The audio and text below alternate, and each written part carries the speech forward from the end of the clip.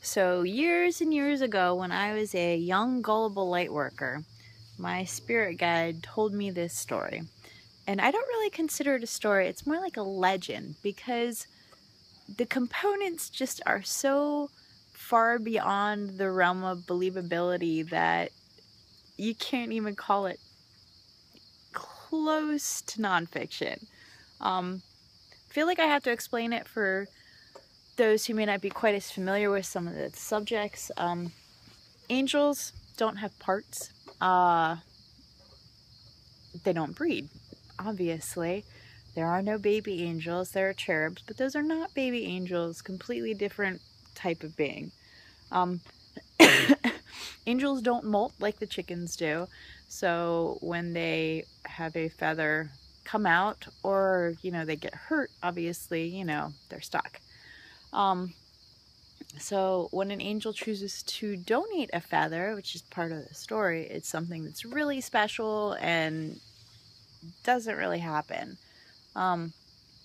The other part of the story, which always makes me wonder, is if you had 3 wishes, what would you wish for, you know? If you had 1 wish, what would you wish for? Whenever I pray, I always pray for health, wealth, and happiness. Well, that means completely different things to completely different people. For me, health means kind of the status quo. I have the energy to make it through the day, chase the chickens, chase the dogs, deal with whatever happens to come up, and still be able to keep going until everyone's asleep. Wealth for me means enough. You know, I have enough to pay the bills. I have enough to buy the kids ice cream if they want something special, you know, just enough. Or, you know, the winning Mega Millions ticket at like 400 million, that'd be great. That would be enough for my charter school for psychic children, you know, that would be enough for a bigger homestead, because 2.5 acres when you can't really plant on any of it isn't very useful. And happiness to me is kind of my status quo. There are a few semi-big things that I'm not necessarily happy with right now, but I understand that they're a necessity, so I'm kind of dealing my way through it. You know, I have a roof over my head, I have 2 healthy children, I have 2 healthy dogs, I have 21 crazy chickens, you know, the family farm seems to be doing well. Everyone that I know and love is in relative health, so there's really not much that I could wish for.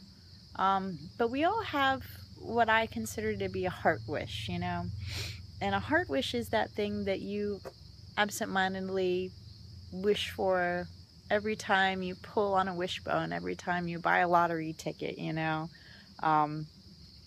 Heart wish is that thing that you subconsciously wish for, you know, regardless of whatever your brain says. So if Genie popped out and says, instead of 3 you get 1 wishes, I'd be like, well, money, I you know, money, give me money.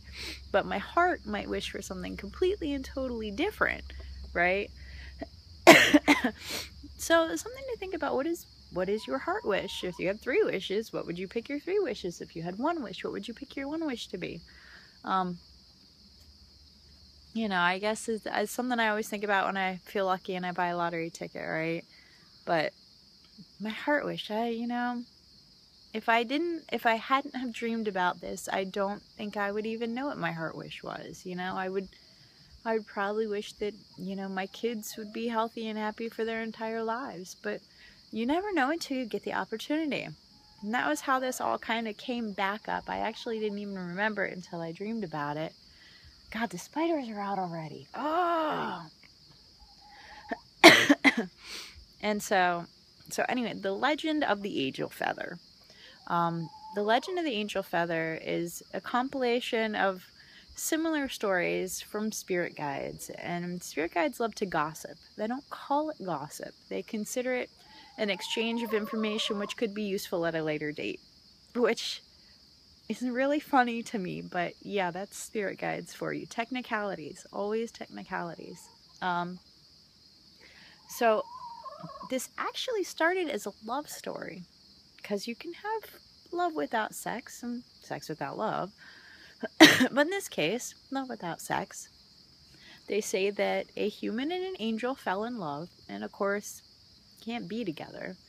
So he knew that if he gave his love one wish, the wish was that they would be together.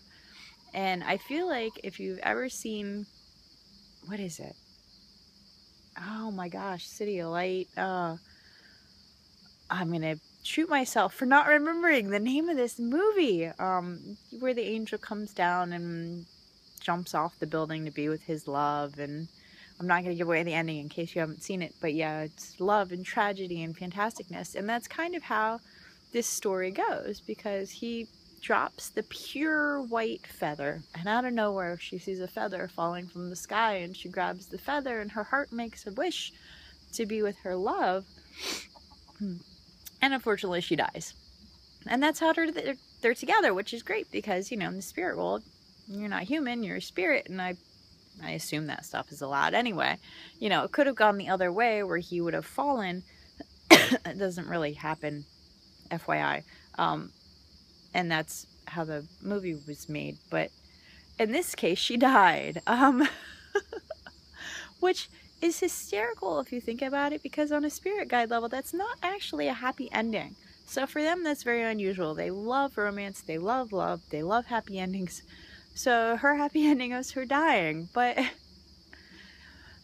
more realistically, they say that light workers who do fantastic things, completely out of the ordinary. And when I say this, I think specifically of people like Mother Teresa and Padre Pio, you know, those that go way, way above and beyond the call of duty, that they would receive an angel feather in order to get their heart's wish. And I think that a lot of people would wish for love, and that was the running gag of my dream.